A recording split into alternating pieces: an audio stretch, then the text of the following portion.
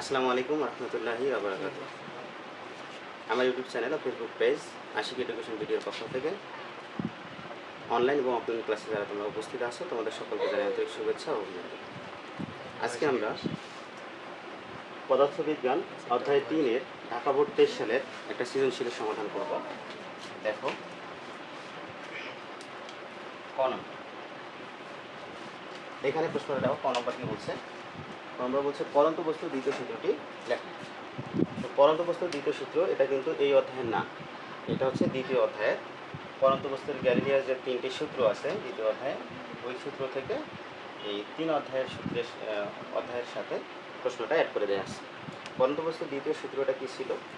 পরন্ত বস্তুর দ্বিতীয় সূত্র ছিল এরকম যে স্থির অবস্থান ও বিনা বাধায় কোনো স্থির অবস্থান ও বিনা বাধায় পরন্ত কোনো বস্তু নির্দিষ্ট সময়ে প্রাপ্ত বেগ ওই সময়ের কি সমানুপাতিক। এটা ছিল না?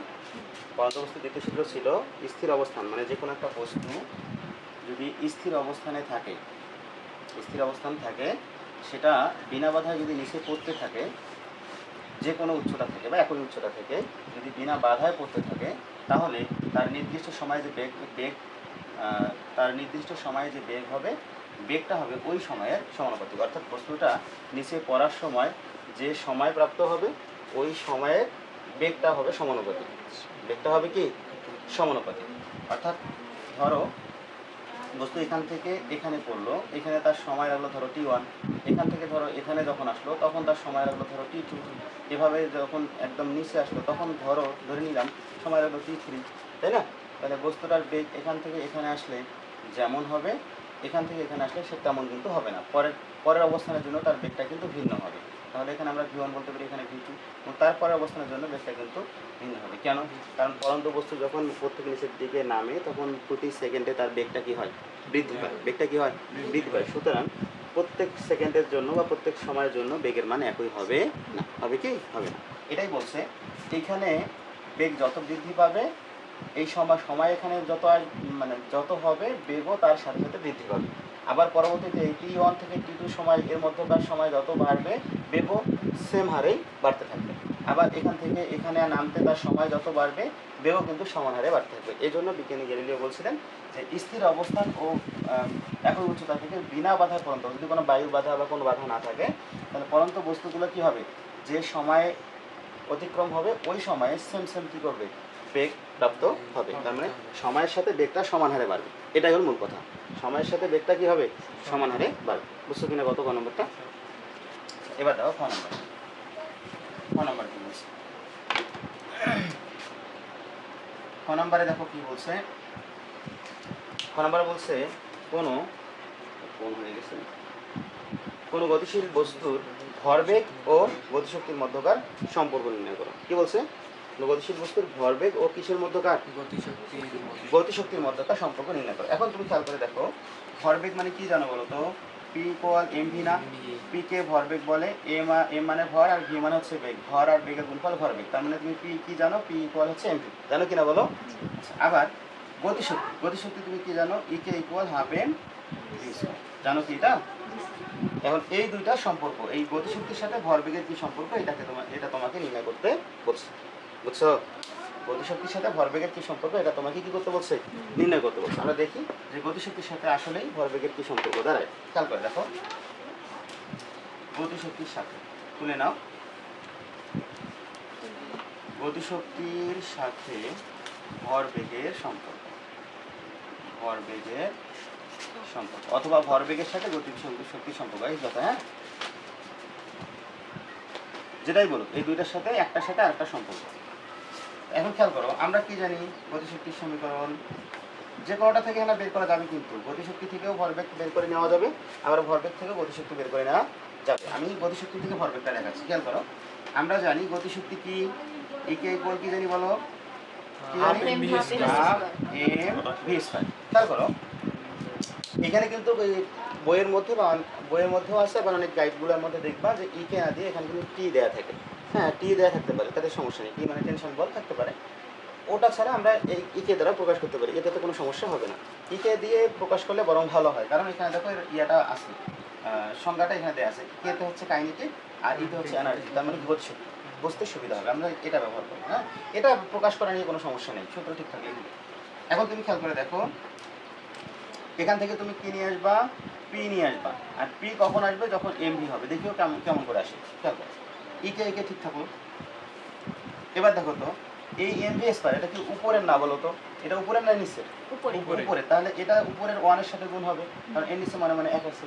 তো ওয়ানের সাথে যদি এটা গুণ হয়, তাহলে এটাকে আমরা এভাবে লিখতে পারি না, এমভি স্কয়ার ডিভাইডেড 2। বুঝছো কিনা কও? আচ্ছা, এবার খেয়াল করে দেখো, এখানে ইকে ইকে আছে, থাক, ইকুয়াল এমভি। এই একটাতে স্কয়ার আছে, একটাতে নাই, তাই না? যদি স্কয়ারটা না থাকতো তাহলে পি এমভি ইকুয়াল পি লিখতে পারতাম। অথবা এটাতে যদি স্কয়ার থাকতো তাহলে আমরা যে ব্র্যাকেট দিয়ে উপরে স্কয়ার দিয়ে পি দিয়ে তারপরে ভিতরে পি বসাইতে পারতাম, তারপরে কি হয় বুঝছো কিনা কও? এখন এখানে আমাদের পি এর মান নিয়ে আসতে গেলে হয় এই স্কয়ারটাকে আউট করতে হবে, অথবা এখানে স্কয়ার নিতে হবে। এখন এই স্কয়ারকে কেমনে আউট করবো, বুদ্ধি আছে? এই স্কয়ারটাকে আউট করার বুদ্ধি নেই, আছে কি? কিভাবে সরাবো, বুদ্ধি নেই, কারণ এখানে এই স্কয়ারটাকে সরাইতে পারবো না। তবে আমরা এম এর উপর একটা স্কয়ার নিতে পারবো, এই এম এর উপরে কি করতে পারবো, একটা স্কয়ার নিতে পারবো। এটা কিভাবে নিব একটু খেয়াল করে দেখো তো। দেখো, এর নিচে 2 আছে, 2 থাকলো। নিচে যদি আমি একটা এম নেই আর উপরে যদি একটা এম নেই, মনে কর একই জিনিস। এই দেখো, আমি একটু ডিটেলস করতেছি। আগে কিন্তু কি ছিল, তোমার এম ভি স্কয়ার ছিল, এটা ছিল না? দেখো তো, এখন আমি নিচে একটা এম নিলাম, উপরে একটা এম নিলাম। দেখো তো, এম এম গুণ করলে কি এম স্কয়ার হবে না? স্কয়ারটা পাবো। নিচে একটা যে এম নিতে হবে, কেন নিতে হবে? শুধু উপরে এম গুণ করলে হবে না, কারণ ভগ্নাংশ থাকলে উভয় মানে নিচে এবং উপরে, হর এবং লব দুইটাকে কি করতে হয়, গুণ করতে হয়, তাহলে নেওয়া যাবে, তাছাড়া কিন্তু নেওয়া যাবে না। এখন যদি তোমার মনে হয় যে এটা এখান থেকে আমি আবার আগের উপরে ফিরিয়ে নিয়ে আসবো, তাহলে এইটা এবং এটা কেটে দাও, ওটা হয়তো আগের মতো হয়েছিল। এখন প্রয়োজন হচ্ছে আমার এখানে এম স্কয়ার নিয়ে আসা দরকার, তার মানে এটাকে একটা এম দ্বারা গুণ করতে হবে। তাহলে উপরে খালি গুণ করলে হবে না, নিচেও দেওয়া লাগবে? নিচেও। এই জন্য আমি উপরেও এম দ্বারা গুণ করলাম, নিচেও এম দ্বারা কি করলাম, গুণ করলাম। এখন এই এম আর এম কি, এম স্কয়ার লেখা যায় না বলো, যায়? আর এই যে ভি স্কয়ার, আর নিচে কি থাকতেছে 2m। এ পর্যন্ত কারো সমস্যা বলো তো? এবার খেয়াল করে দেখো, এম আর ভি স্কয়ার দুইটাতে স্কয়ার আছে না, তার মানে এই দুইটাকে আমরা একসাথে কিভাবে লিখতে পারি না, এম ভি তারপরে অল স্কয়ার ডিভাইডেড 2m। কোনো আপত্তি আছে? পারবো?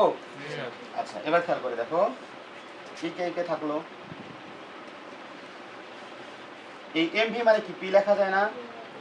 এম ভি মানে কি লেখা যায়, পি, পি স্কয়ার ডিভাইডেড, নিচে কি আসলো, বুঝছো? নিচে কি আসলো, 2m। এখন খেয়াল করো,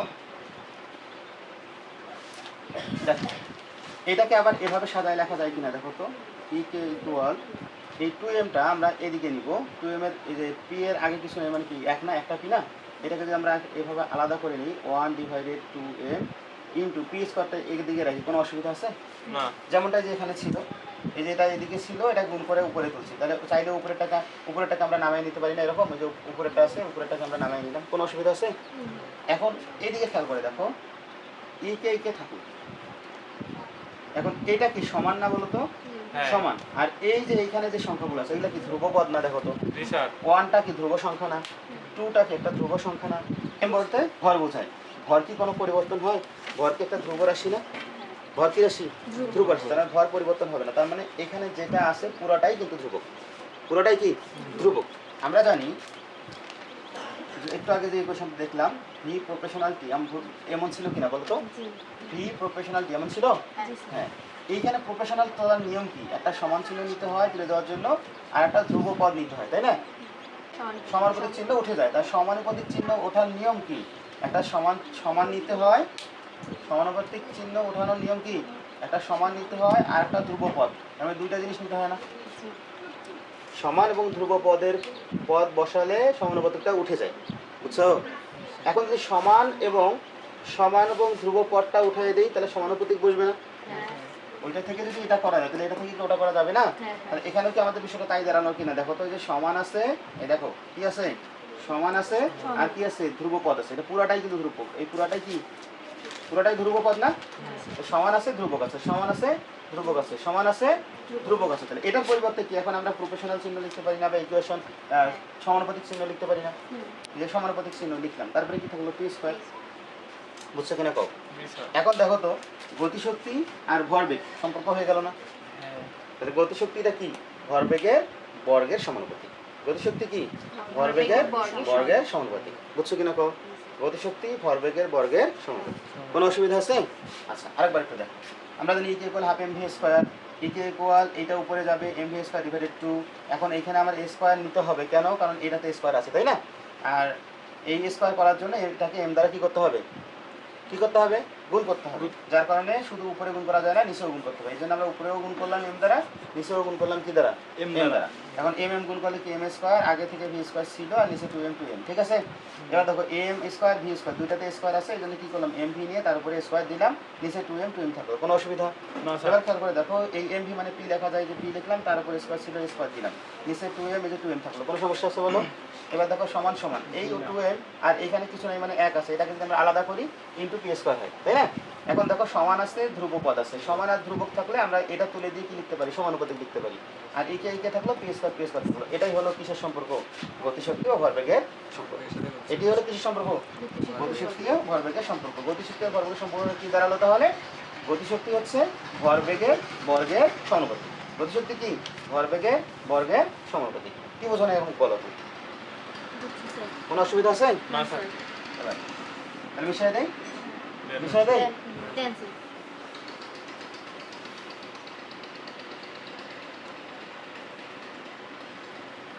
এখন দেখো প্রশ্ন নম্বর গ কি বলছে? উদ্দীপক 1 হতে ভি এর মান নির্ণয় করো। দেখো উপরে চিত্রটা দেখো, একটু খেয়াল করো এই চিত্রটা। দেখো এই চিত্রটা খেয়াল করো। এ এবং বি দুইটি বস্তু একই সরলরেখা বরাবর চলছে। বি বস্তুটা সামনে থেকে আর এই বস্তুটা তার পিছন থেকে চলছে। বি বস্তুর থেকে এই বস্তুর বেগটা বেশি, তাই চলতে চলতে কোনো এক সময় কোনো না কোনো এক সময় ধাক্কা অবশ্যই খাবে। তো এখানে কিন্তু এর আগে ধাক্কা খাইছে, এখানে অর্থাৎ সংঘর্ষে লিপ্ত হয়েছে। সংঘর্ষে লিপ্ত হওয়ার পর এই বস্তুটা এবং বি বস্তুটা আবার নতুন একটা বেগ নিয়ে সামনের দিকে চলে গেছে। এটা বোঝাচ্ছে না উদ্দীপকটা? বুঝছো? এবার খেয়াল করে দেখো, এখানে তোমার কি চাইছে? ভি এর মান চাইছে, অর্থাৎ এ বস্তুর শেষ বেগটা চাইছে। এ বস্তুর শেষ বেগটা চাইছে কি সংঘর্ষের কি আগে চাইছে না সংঘর্ষের পরে? এখন বলো তো, সংঘর্ষের পরে শেষ বেগের সূত্র আমরা এটা জানি না। সংঘর্ষের পর শেষ বেগ যে কোনো বস্তু, ধরো প্রথম বস্তু যদি শেষ বেগ বের করি, তাহলে কি হবে? v1 equal m1 minus m2 divided into হচ্ছে u1 plus 2m2 u2 divided m1 plus m2। একটু খেয়াল করে দেখো তো, এখন আমরা সংঘর্ষ, যে কোনো সংঘর্ষ সংঘটিত হোক না কেন, সে সংঘর্ষের ক্ষেত্রে প্রথম বস্তু শেষ বেগের সূত্র কি এটা জানি না। তাহলে এখানে আমাদের এটা কি প্রথম বস্তু না? কি বস্তু? প্রথম। তাহলে এই এর জন্য ভি এর মান নির্ণয় করার জন্য আমরা এই সূত্র কি অ্যাপ্লাই করতে পারি না? পারি কিনা বলো? আচ্ছা, তাহলে আমরা কি করব? যেহেতু ভি এর মান চাইছে, অর্থাৎ সংঘর্ষের পর বেগ চাইছে, এজন্য আমরা ওই সূত্রটা অ্যাপ্লাই করব। তাহলে কি লিখবো? সংঘর্ষের পর প্রথম বস্তু বা এ বস্তুর শেষ বেগ, তাই না? সংঘর্ষের পর কি? এ বস্তুর শেষ বেগ। শেষ বেগ কি? ভি এ বস্তু যেহেতু ভি এ হবে না বলো তো, 1 ছিল, আমরা এখানে এ প্রথম বস্তু, এই জন্য এ দিলাম। কোনো অসুবিধা আছে? এবার খেয়াল করে দেখো, ওই সূত্রের সাথে মিল করে আমরা সূত্রটা লিখব। দেখো এই যেখানে যেখানে 1 ছিল ওখানে ওখানে এ লিখলাম। তাহলে m1 ছিল, তাহলে আমি এখানে লিখলাম কি? ma মাইনাস দ্বিতীয় বস্তুটা কি আমাদের mb না? দ্বিতীয় বস্তুটা কি ভি বস্তু না? তাহলে আমাদের এখানে mb হবে। কি হবে? mb। এবার খেয়াল করো, ইউ থাকলো, 1 প্রথম বস্তু মানে এ না, তাহলে হবে এ প্লাস প্লাস 2 m2 দ্বিতীয় বস্তু মানে কি? বি না? বি কিনা দ্বিতীয় বস্তু? তাহলে m2 এর জায়গায় হবে mb। আর দ্বিতীয় বস্তুর আদি বেগ তাহলে uv হবে। কি ঠিক আছে কিনা কও? এবার নিচে হচ্ছে m1 মানে ma প্লাস m2 মানে কি? mb। ঠিক আছে? আচ্ছা, এখন আমাদের এই মানগুলা তুলতে হবে। m এর মান কি? দেখো আমাদের উদ্দীপকে দেয়া আছে, এই যে এই এর মান এই যে 50 কেজি, আর এই যে বি এর মান কত? 40 কেজি। তাহলে m এর মান কি দাঁড়ালো? 50 কেজি। mb এর মান কত বলো তো? 40 কেজি। কত কেজি? 40 কেজি। আর কি লাগতেছে? ইউ এর মান লাগতেছে। ইউ এর মান কত বলো? এর মান 30 মিটার পার সেকেন্ড। ইউবি এর মান কত বলো? 20 মিটার পার সেকেন্ড। এখন এইখানে কিন্তু আমরা সংঘর্ষের সময় পরে আসছি যে প্রথম বস্তু যদি বিপরীত দিক থেকে আসে তাহলে প্রথম বস্তুর বেগটা হচ্ছে কি প্লাস ধরতে হয়, আর পরের বস্তুর বেগটা কি ধরতে হয় মাইনাস ধরতে হয়। এখানে যদি একই দিকে এসে এই জন্য দুটাই কি হবে প্লাস। যদি বিপরীত দিক থেকে আসতো তাহলে একটা প্লাস হলে আর একটাকে মাইনাস নিতে হতো, বুঝছো কি? আচ্ছা এবার খেয়াল করো আর কি কি লাগতেছে আমাদের এখানে, আর কিছু লাগতেছে না কিন্তু দেখো এগুলো এগুলি হয়ে যাবে। এখন দেখো মান বসে, এম এর মান কত বলো তো 50 কেজি, তার মানে এখানে 50 হবে মাইনাস এম বি এর মান কত 40, তাহলে এখানে হবে 40 ইন্টু ইউ এ এর মান কত 30 প্লাস 2 গুণন এম বি এর মান কত 40 গুণন ইউ বি এর মান কত 20 ডিভাইডেড নিচে এম ও এম এ এর মান হতো 50 যোগ কত 40, বুঝছো কি বুঝছো? এবার খেয়াল করে দেখো 50 আর 40 কত হচ্ছে 90, আর এখানে 50 থেকে 40 বাদ দিলে 10 গুণন হলো 30। আচ্ছা এটাকে একবারে লিখি, 50 থেকে 40 বাদ দিলে 10, 10 আর 30 গুণ করলে 300, তাই না? যোগ এখানে কত হচ্ছে 2 4 দুগুণে 8, 8 দুগুণে 16 আর 2টা 0 1600, ঠিক আছে? তাহলে 16 আর তাহলে 16 আর 3 কত হচ্ছে 1900 ডিভাইডেড 90 কত হয় দেখো তো 21.11 মিটার পার সেকেন্ড। এটাই হলো সংঘর্ষের পর এই বস্তু শেষ। বুঝছো কিনা এখন পাও? কোনো অসুবিধা আছে এটাতে? আচ্ছা আমরা ঘ নম্বর প্রশ্নটার আনসার করব। ঘ নম্বর কি বলছে, উদ্দীপক 2 হতে বলের প্রকৃতি নির্ণয় করো। কি বলছে? উদ্দীপক 2 হতে বলের প্রকৃতি নির্ণয় করতে বলছে।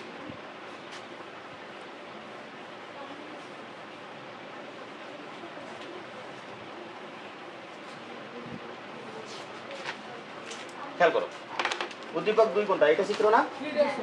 আচ্ছা এখানে একটু খেয়াল করে দেখো, এখানে কয়টা অংশ বলো তো? 3টা অংশ না?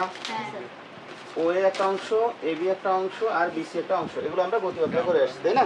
এখন খেয়াল করে দেখো এখানে উদ্দীপক 2 হতে বলের প্রকৃতি, বলের প্রকৃতি মানে কি এই 3টা অংশে বলের কি রূপ মান আছে সেটা বের করতে বলছে, তাই না? বলো তো 3টা অংশে কিসের মান বের করতে বলছে? বলের মান। এখন তুমি বলো বলের সূত্র কি জানো? এফ ইকুয়াল এম এ জানো, কি জানো? F equal M A. এখন দেখো এম এর মানটা আছে কিনা? আচ্ছা এই যে 200 গ্রাম ভরের একটি বস্তু বলাই আছে, তাহলে আমার এম এর মানটা এখানে কিন্তু আছে 200 গ্রাম, এই মানটা এম এর মান আছে, এটা এম এর মান আছে। এখন আমার কিসের দরকার বলো তো? এ এর মান। এ এর মান কি 3টা যেহেতু ভিন্ন ভিন্ন অবস্থা, তাহলে ভিন্ন ভিন্ন ত্বরণ আসবে, মানে এইখানকার ত্বরণ জানতে হবে, এখানকার ত্বরণ জানতে হবে, এখানকার ত্বরণ জানতে হবে। এই ত্বরণ বের করে যদি আমি এম এর সাথে গুণ করে দিই তাহলে কিন্তু আমাদের কাজ শেষ হয়ে যাবে, বুঝছো কি? তাহলে এখন প্রত্যেকটা অংশের আলাদা আলাদা করে ত্বরণ বের করে তারপরে এম এ করবো, এটা একটু ঝামেলা। এর থেকে বরং আমরা আরেকটা শর্টকাট করতে পারি, সেটা কি এখানেই আমরা সূত্রটা বসাই দিতে পারি। দেখো এফ এফ থাকলো, এম এম থাকলো, এ মানে কি আমরা জানি ভি মাইনাস ইউ ডিভাইডেড টি, এইটা যদি আমরা বসাই তাহলে এই একটা সূত্র দিয়েই আমরা কিন্তু প্রত্যেকটা অংশের ত্বরণ একবারে বের করতে পারবো। ত্বরণ বের করা আবার বসানো আবার বল বের করা কোনো প্রয়োজন আছে? তাহলে আমরা এই সূত্র দিয়ে কি করব? এই সূত্র দিয়ে একবারে আমরা 3টা অংশের বল বের করব। তাহলে এফ ইকুয়াল কি হবে M into V minus U divided T, এই সূত্র দিয়ে আমরা 3টা অংশের বল বের করবো। তাহলে এখানে কি করবো? প্রথম অংশটা কি বলতো? ও এ অংশের বল, ও এ অংশের কি বল, তাহলে এফ এখানে কি দিলাম ও এ, ঠিক আছে? ওই অংশগুলো এই জন্য এখানে ও এ দিলাম ইকুয়াল, তাহলে কি হবে সূত্র M V minus U divided T in এটা। হ্যাঁ এখন দেখো এম এর মান কত? 200 গ্রাম। এটা কি গ্রাম থাকবে না কেজি হবে বলো? কেজিতে করতে হবে 200 গ্রাম। এটাকে কেজি করতে গেলে কি করতে হবে? 100 গ্রাম 1000 দ্বারা ভাগ, 1000 হ্যাঁ 1000 দ্বারা ভাগ দিলে তখন কি হবে? কেজি হবে।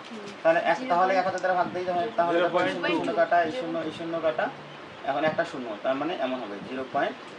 ঠিক আছে, এত কেজি, বুঝছো? আচ্ছা তারপরে কি লাগতেছে আমাদের? ভি এর মান লাগতেছে, ইউ এর মান লাগতেছে, আর কিসের মান? টি এর মান লাগতেছে। এখন দেখো তো এখানে ইউ ভি এবং টি দেখো তো, এটা শুরু হয়েছিল কোথেকে? এখান থেকে না? এখান থেকে শুরু হয়েছিল, শেষ হয়েছে কোথায়? এখানে। তাহলে এইখানে যে বেগ, এটা আদি বেগ, এখানে কোনো বেগ আছে? নাই, তার মানে আদি বেগের মানটা 0, আদি বেগের মান 0। এবার দেখো শেষ হয়েছে কোথায়? এখানে এই বিন্দুতে। এখানে বেগ কত? এই 40 না? এখানে বেগ কত? 40। তাহলে শেষ বেগটা আমরা কত পাইলাম? শেষ বেগটা কত পাইলাম? 40। এবার দেখো সময়টা এখানে কত? এই যে এখান থেকে এই পর্যন্ত, এখান থেকে এই পর্যন্ত এটা সময় না? এখান থেকে এই পর্যন্ত এটা সময় না? সময়টা কত? 20 না? 20 সেকেন্ড। তাহলে এখানে আমরা সময় পাইলাম 20 সেকেন্ড। বুঝছো কিনা কও? বুঝছো? জি স্যার। আর কোনো মানের দরকার আছে এখানে? না স্যার। তাহলে এখন আমরা কি করবো? দেখো মান বসাই দিই। এটার মান হচ্ছে 0.2, এটার মান হচ্ছে কত? এটার মান 40 40 মাইনাস 0 মাইনাস এটার মান 0 ডিভাইডেড টি এর মান 20। 20। এখন দেখো এখানে শূন্যের তো কোনো দাম নাই, তো ওটা বাদ। এই 40কে 20 দ্বারা ভাগ করলে হবে 2, তাহলে এখানে হচ্ছে 0.2 গুণন হচ্ছে কি 2, তার মানে কত হচ্ছে 0.4 এত নিউটন। কি বোঝানো বলো? জি স্যার। অসুবিধা হচ্ছে কোনো? না। এবার এবার কোন অংশ বের করবো? এবি। এবি, এই যে ও এ হইল, এখন কি এবি এই অংশটুকু করবো।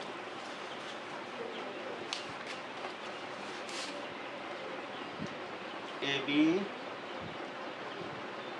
অংশের বল, এবি অংশের বল। তাহলে এখানে খেয়াল করো, এখানে বেগের কোনো পরিবর্তন আছে? না। 40 থেকে 40 কোনো পরিবর্তন হয়নি। আর আমরা জানি যখন বেগের কোনো পরিবর্তন হয় না তখন ত্বরণের মান কি? শূন্য। স্যার ত্বরণের মান কি? উদ্দীপক একটু ভুল করছেন। 20 লিখছেন। সময়টা 40। ও এখানে 40। জি স্যার। আচ্ছা দেখো, তাহলে 20 থেকে 40 যত সময় হোক না কেন এখানে বেগের কি কোনো পরিবর্তন ঘটছে? না। আর আমরা কি জানি বেগের পরিবর্তন না হলে ত্বরণ কি? শূন্য।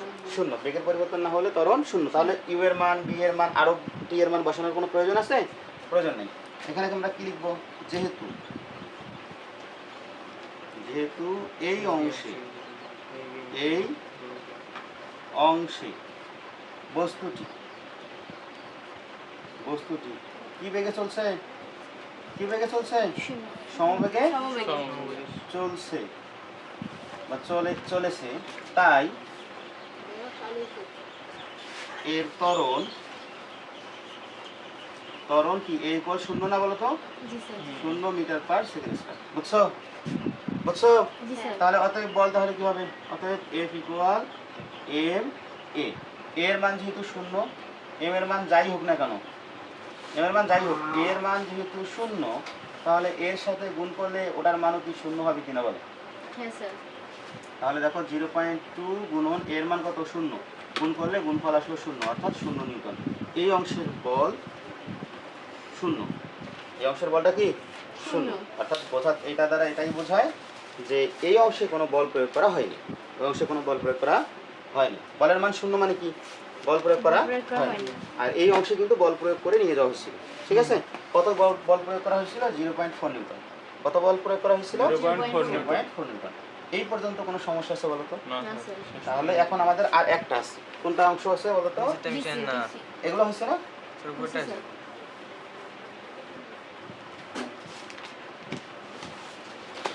এখন তাহলে আমরা সর্বশেষ বিসি অংশের বল নির্ণয় করব। বিসি অংশের বল। এখন এখানে কি ত্বরণ আছে কিনা দেখো? হ্যাঁ। আছে। তাহলে আমরা ওই আগের সূত্রটা দিব। এফ বিসি ইকুয়াল এখানে কি লিখব?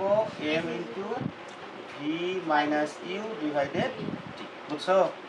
তাহলে এখানে আমাদের ইউ এর মান লাগবে, ভি এর মান লাগবে, এম এর মান লাগবে, টি এর মান লাগবে, আর এফ বিসি এর মানটা বার করতে হবে। বুঝছো? জি স্যার। এখন দেখো কিউ এর মান কি শুরু হয়েছে কোথা থেকে? 40 বি থেকে। শেষ হয়েছে কোথায়? সি। সিতে। তাহলে এইটা হলো শুরুর বিন্দু। কিসের বিন্দু? শুরুর বিন্দু। আর এটা কিসের বিন্দু? শেষের বিন্দু। শুরুর বিন্দুতে যে বেগ সেটা আদি বেগ। তার মানে শুরুর বিন্দুতে কত বেগ? 40। তাহলে আমরা ইউ এর মান কত লিখব? 40। শেষ বিন্দুতে বেগ কত? বেগে এই যে এই সাইডে দিতে হবে, কারণ এই সাইডে বেগ আছে। শেষ বিন্দুতে বেগ কত? 0। তাহলে ভি এর মান কি? তাহলে ভি এর মান কি দাঁড়ালো? 0। এম এর মান কত? এম এর মান আমরা আগে বের করলাম 0.2 কেজি। বের করছি না? জি স্যার। আচ্ছা টি এর মান, এই অংশে টি এর মান কত? 40 থেকে 60। 40 থেকে 60 কয় সেকেন্ড? 20 সেকেন্ড। তাহলে এইখানে সময়ের মান হচ্ছে 60 মাইনাস 40 ইকুয়াল কত হচ্ছে? 20 সেকেন্ড। বুঝছো কিনা কত? এখন আমরা মান বসাবো। খেয়াল করো, এম এর মান কি? 0.2। ভি এর মান কি পাইলাম? 40 মাইনাস ইউ এর মান কি পাইলাম? ও সরি, ভি এর মান পাইছি 0। ভি এর মান পাইছি 0 মাইনাস ইউ এর মান কত পাইছি? 40 ডিভাইডেড টি এর মান কত পাইছি? 20। এবার দেখো 0.2, এখানে শূন্যের কোনো দাম নাই, তাই শূন্য বাদ। তাহলে কি থাকতেছে? মাইনাস থাকতেছে। হ্যাঁ, আর 40কে 20 দ্বারা ভাগ দিলে হবে 2। ঠিক আছে? বুঝছো? স্যার। বুঝছো? এখন দেখো হ্যাঁ। এখানে মাইনাস, এখানে মাইনাস, আর এখানে প্লাস, গুণ করলে মাইনাস প্লাসে মাইনাস, 0.2 আর 2 গুণ করলে হচ্ছে 0.4 নিউটন। বুঝছো না? বুঝো নাই? হ্যাঁ এটা কিভাবে আসবে? এখন কোনটা কও এটা কোনটা? গুণ করলে না না হ্যাঁ, এটা এই যে প্লাস, সামনে এর সঙ্গে কিছু না, এখানে প্লাস, আর এই যে মাইনাস, Minus ইনটু অবস্থায় আছে, প্লাসে মাইনাসে মাইনাস। বুঝছো? এখন দেখো এটা গুণ করলে কত হচ্ছে? 0.4 নিউটন, তাই না? কত হচ্ছে? 0.4 নিউটন। এখন এই যে সামনে যে মাইনাস আসলো, এই মাইনাসটা দ্বারা কি বোঝা গেল? বাধা দানকারী বল। অর্থাৎ এইখানে বস্তুটাকে বল প্রয়োগ করে থামানো হয়েছে। এই এত নিউটন বল প্রয়োগ করে বি থেকে বস্তুটাকে সি বিন্দুতে গিয়ে থামানো হয়েছে। বুঝছো? জি স্যার। আচ্ছা, এই হলো এটা। তাহলে বলের প্রকৃতি কি? বলের প্রকৃতি, বল, তিনটা বলের মান বলে দিব। প্রথম ও এ অংশে বলের মান ছিল কত? 0.4 নিউটন 0.4 নিউটন। পরের এ বি অংশে অংশে কি শূন্য, আর মাইনাস 0.4 বিসি অংশে হলো মাইনাস 0.4 নিউটন। এখন এখানে আরেকটা অতিরিক্ত প্রশ্ন চাইতে পারে, আমাদের কাজ কিন্তু শেষ। হ্যাঁ, অতিরিক্ত চাইতে পারে বল এবং সময়ের লেখচিত্র, বলতে পারে না? হ্যাঁ। অতিরিক্ত একটা প্রশ্ন বলতে পারে তোমাকে, অতিরিক্ত অংশ, অতিরিক্ত অংশ বলতে পারে যে বল ও সময়ের কি করো, কি করো? লেখচিত্র লেখচিত্র আঁকো। এটা তোমার কাছে প্রশ্নকর্তা চাইতেই পারে। তখন তুমি কি করবা? ডাটা তো তোমার তোলাই আছে, তুমি কি করবা? মানগুলো এখানে বসাই নিবে। খেয়াল করো, আমাদের এরকম হবে, আমরা এই এক্স অক্ষে আমরা কি নিব? এক্স অক্ষে সময় নিব, আর ওয়াই অক্ষে কি নিব? বল নিব। তাহলে ওয়াই অক্ষে নিলাম বল, আর এক্স অক্ষে নিলাম কি? নিচেও আসবে স্যার। এখন দেখো যেহেতু মাইনাস মান আসছে, তার মানে বল যেহেতু মাইনাস আসছে, তাহলে নিচেও আসবে, তাই না? হ্যাঁ নিচেও আসবে। এখন এটাকে আমি ধরলাম শূন্য, তারপরে 5 ঘর, প্রথম 5 ঘর তোমাদের গ্যাপের মধ্যে ধরবা 2, পরের 5 ঘরটা ধরবা 4। আর বেশি দরকার মান আছে? নিচে নিচে অমন, প্রথম 5 ঘরকে ধরবা -2, পরের 5 ঘরকে ধরবা -4। 0.4 বুঝছো? 0.2 হ্যাঁ, 0 পয়েন্ট করে ধরবা, 0 পয়েন্ট ধরবা, সমস্যা নেই। 0 পয়েন্ট, এটা 0 -0.2 -0.4, 5 ঘরকে 0.2 ধরবা, অসুবিধা আছে? না, না। আচ্ছা, এবার সময় এখানে কি কি ছিল? সময় ছিল আমাদের 20 সেকেন্ড, 40 সেকেন্ড, এবং কত ছিল? 60 সেকেন্ড, তাই না? বলো তো। এখন আমাদের বলের মানগুলো, ওগুলো একটু আলাদা শখ করে নিবা, যদি কোনো প্রবলেম হয় তোমার মান বসাতে, আর যদি দেখে বসাইতে পারো তাহলে কোনো সমস্যা নাই। আমাদের ও এ অংশে কত ছিল? ও এ অংশে বল ছিল 0.4, আর এ বি অংশে আমাদের কি ছিল? 0, আর হচ্ছে বি সি অংশে কত ছিল? Minus -0.4, -0.4 Newton. এখন ও এ অংশ মানে কি প্রথম 20 সেকেন্ড ছিল, তাহলে এই প্রথম 20 সেকেন্ড ও এ অংশ ছিল, প্রথম 20 সেকেন্ড কত? 0.4, তার মানে এই যে 0.4, প্লাস তাই না? এই যে প্রথম 20 সেকেন্ডে কি 0.4, এই দেখো এই যে 0.4, এই 0 থেকে 20 সেকেন্ড পর্যন্ত কিন্তু ছিল, ওই অংশ আমাদের ছিল, ও থেকে এই পর্যন্ত অংশ ছিল না, এখানে তাহলে 0.4 হবে, এই যে 0.4, ঠিক আছে? এখানেও 0.4, এখানেও 0.4, প্রথম 20 সেকেন্ড পর্যন্ত। তারপরে পরবর্তী 20 সেকেন্ডে কোনো বল ছিল না, ছিল কি? না। ছিল না, তার মানে এখানে শূন্য, কোনো বল হবে না, উপরের দিকে আর বল হবে না, উপরের দিকে উঠলেই তো বল হবে, এই জন্য এই এক্স অক্ষ বরাবর থাকবে পরের 20 সেকেন্ড, ঠিক আছে কিনা বলো? জি স্যার। তারপরে 20 সেকেন্ড কি -4 কোথায়? এখানে না, তাহলে এখানে নিচে নামবে, এই যেটা, ঠিক আছে? এখান থেকে এই 60 পর্যন্ত হবে, এভাবে, বুঝছো? এখন তুমি চাইলে উপরে এইটা এখানে উপরে তুলে দিতে পারো, তাতে কোনো অসুবিধা নেই। ওই রয়্যাল গেটের মধ্যে দেখা যায় যে এইটা দেয়া থাকে না, এটা তো ওই গ্রাফের মধ্যে তোমার টানাই থাকবে, এটা আমরা এমনিতেই টেনে দিই, তার মানে এখানে গিয়ে কিন্তু শেষ, বুঝছো? তাহলে তার বল এবং সময়ের লেখচিত্রটা এমন দাঁড়াবে। তোমরা গ্রাফ পেপারে করবা, এমনিতে খাতায় আঁকবা না, খাতায় আঁকা যায় তবে গ্রাফ পেপারে করলে ভালো হবে, বুঝছো কি? জি স্যার। তাহলে এই সৃজনশীলটাতে কোনো সমস্যা বলো তো? না না। স্যার। আচ্ছা, ঠিক আছে, তাহলে সবাই ভালো থাকো।